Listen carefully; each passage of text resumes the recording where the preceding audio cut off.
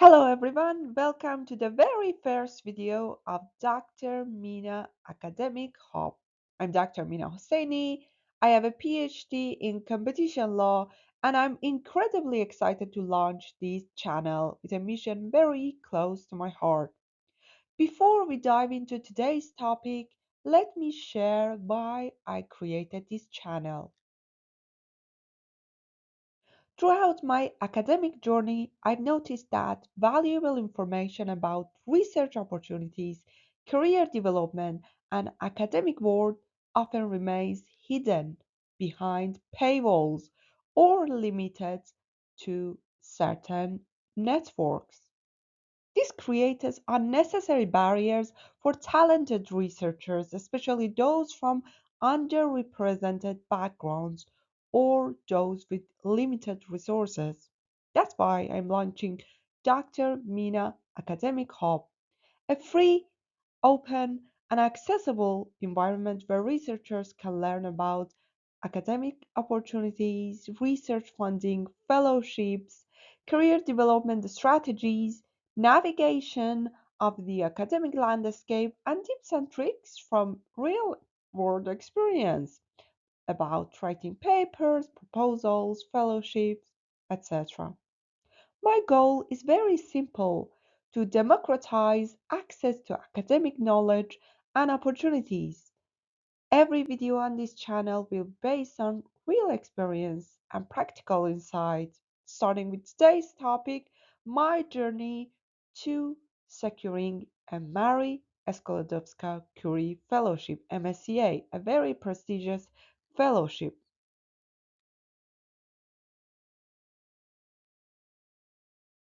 Let us start with why Marie Curie postdoctoral fellowship are important. The purpose of these fellowships are to support researchers with a PhD to enhance their career through international mobility and skill development. And target audience for these postdoctoral fellowship are postdoctoral researchers of any nationalities with up to 8 years of research experience post PhD. If you have research experience post PhD more than 8 years, you're not eligible to apply. There are two types of Marie Curie postdoctoral fellowship: European postdoctoral fellowship and global postdoctoral fellowship. European postdoctoral fellowships are duration is 1 to 2 years. Location could be hosted in an EU member state or Horizon Europe associated country. Eligibility is open to researchers of any nationalities moving within or to Europe, and also the goal is to enhance skills and career prospects in a European context. Global postdoctoral fellowship duration is 2 to 3 years, 1 or 2 years abroad, and 1 year mandatory return phase. And the location is outgoing phase in a non-associated third country, return phase in an EU member state or associated country.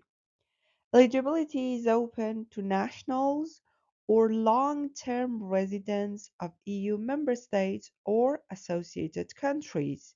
The goal is to promote global research exposure with a reintegration focus.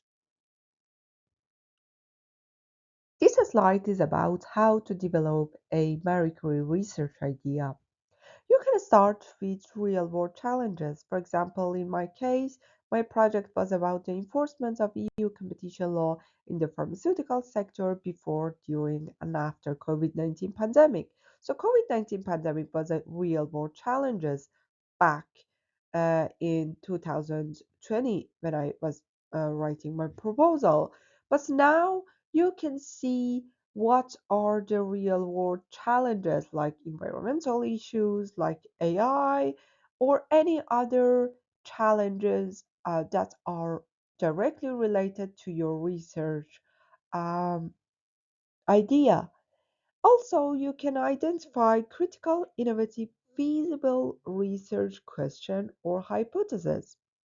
And also, you can follow the existing literature and address a knowledge gap. Like you have to find this knowledge gap uh, in when you're doing your literature review.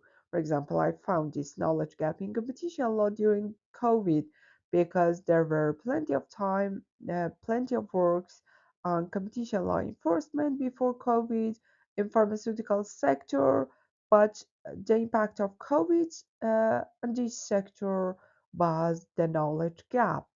You can also, you should brainstorm your ideas with your colleagues, engage with research communities, going to conferences, and you can also discuss, you should discuss your idea with your potential supervisor.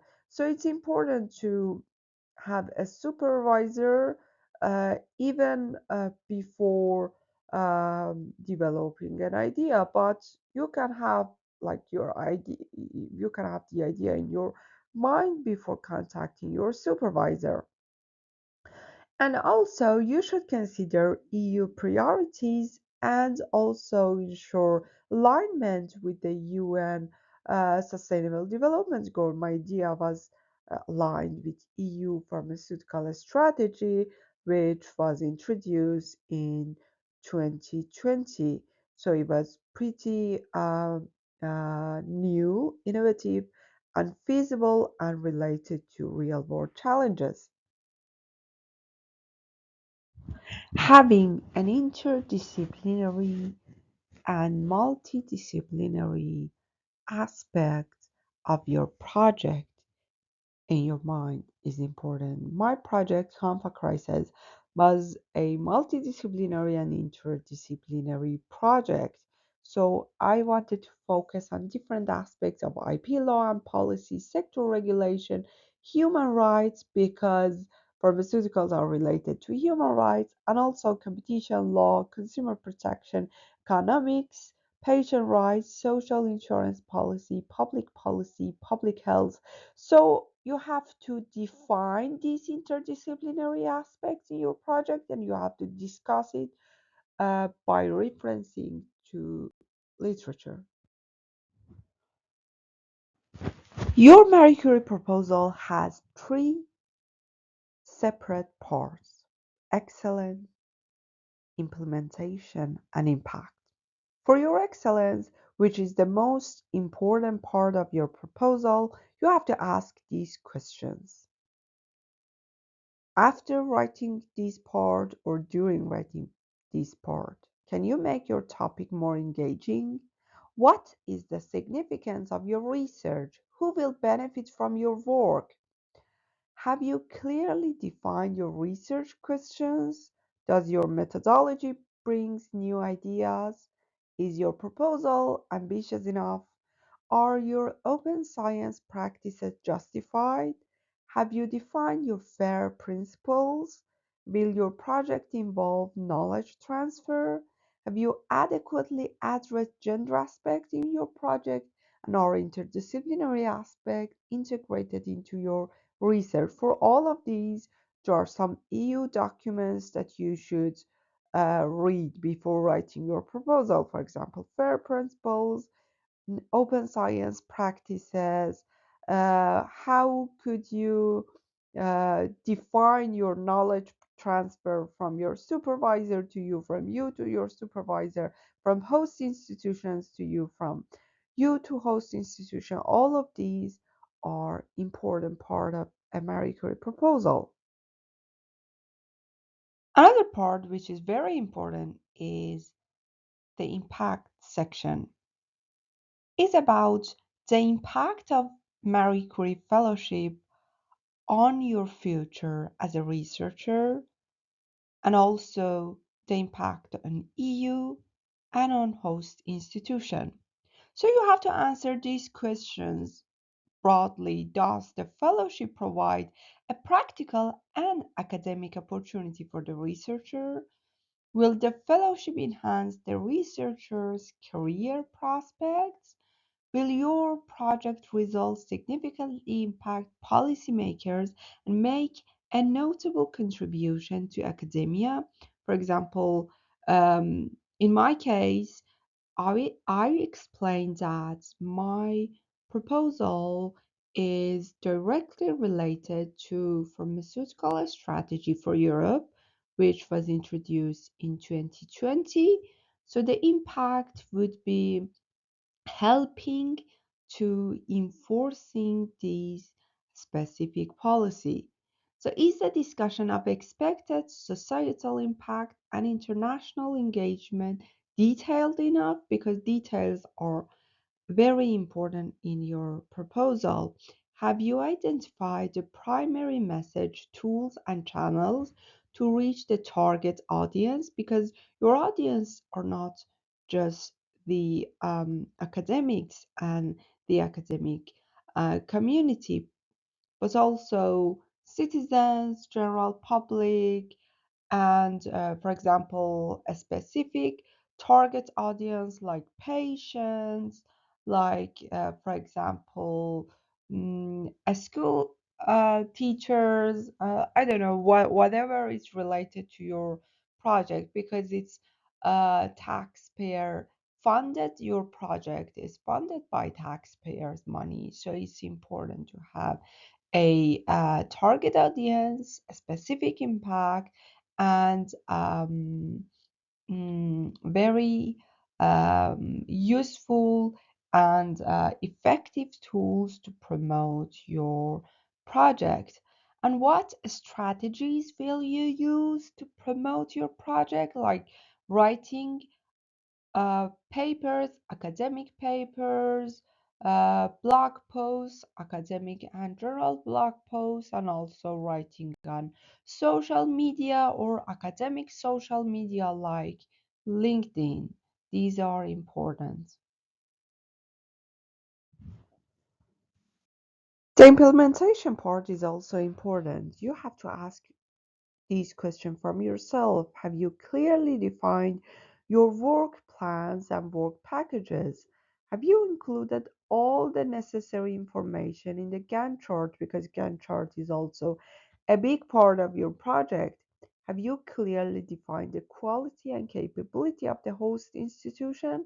Because, for example, you have to um, provide this information why this host institution is important for your project. In my case, I defined that UCD is a great university with 4 or 5 libraries with different people working on similar subjects. For example, it's a competition law hub in Ireland. This professor specifically working on this subject, this professor on this subject, and also there is a dedicated project manager in law school, and also UCD Research has different training for researchers. There is a dedicated career development um, training for there are several dedicated career development training for postdoctoral fellowships. These are important details. So details for writing your proposal in general and for writing implementation specifically. And also you have to define, are these efforts assigned to the work packages realistic and appropriate? Like I want to publish 3 books and 24 papers in 2 years. It's not feasible, it's not appropriate, it's not realistic. So be realistic. And it depends on your fields, your ability to publish, and your research network. Write your proposal in clear and simple language that individual outside your expertise can understand. A minimum of 3 experts per proposal, but often more than 3 will review your proposal, and they're not always from your field. So, writing academically yet simple language is important. So, and in the event of proposal rejection, carefully apply the reviewer's comments and revise the proposal accordingly to address any identified weakness for improvement, because these panel of experts um, will reach an agreement on the score and will provide you with detailed comments. And it's important, this evaluation is important for rewriting and editing and revising your proposal, because it's difficult to get this fellowship on your first attempt, to be honest. What are common pitfalls? Not considering career development, because, as I mentioned before, this is not about the project, it's also about you and your career development. Lack of clarity in different parts, especially Gantt chart, work plan, lack of originality and innovation. It must be innovative in methodology, and research question, knowledge gap, etc. Not simplifying enough, writing full of jargon, writing without explaining and without simplifying enough, not having a big picture about the project goal, because always when you write a part of your proposal like implementation impact and excellence, ask yourself, what is your big picture? So what? This project must solve a challenge, a concern, must be innovative. So having this big picture and this whole story helps you to write a winning proposal. Failure to address the evaluation criteria, because these are like a table for reviewers, like open science, fair principle, interdisciplinary aspects of the project. So these are like these help reviewers to review your proposal effectively, not justifying the synergy between researcher, supervisor, and host, because this is not like an individual success. It has to be some synergy between you, host institution, and your supervisor, and you have to justify this synergy with details. Not considering open science because it's taxpayers' money. It could not publish, you could not publish just in like um, um, closed journals. You have to publish open, you have to justify, consider these open science practices. Not having a clear risk management strategy, risk management is very important for your proposal. For example, if you're doing a qualitative research, you have to show that if no one um, accepted to interview with you, what should you do for different aspects? If you couldn't go like for a field trip, what should you do? What's your contingency plan? You have to justify all of these aspects. What was the impact of MSCA on my career development?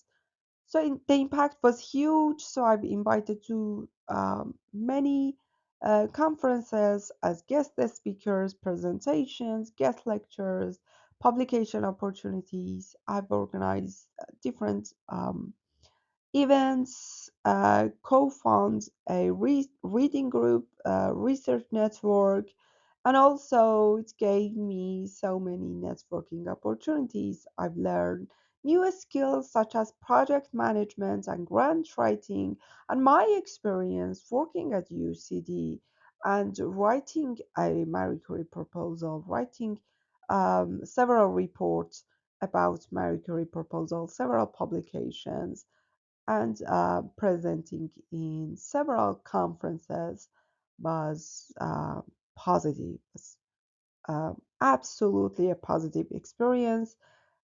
So you should also apply for this fellowship. Thank you for being part of this first video on Dr. Mina Academic Hub. I'm committed to making this channel a valuable resource for researchers worldwide. In coming videos, we will explore various aspects of academic life, from grant writing, career development, always try to keep it practical and accessible. If you found this helpful, please subscribe to join our academic community. And you can also connect with me on academic social media for daily tips and updates.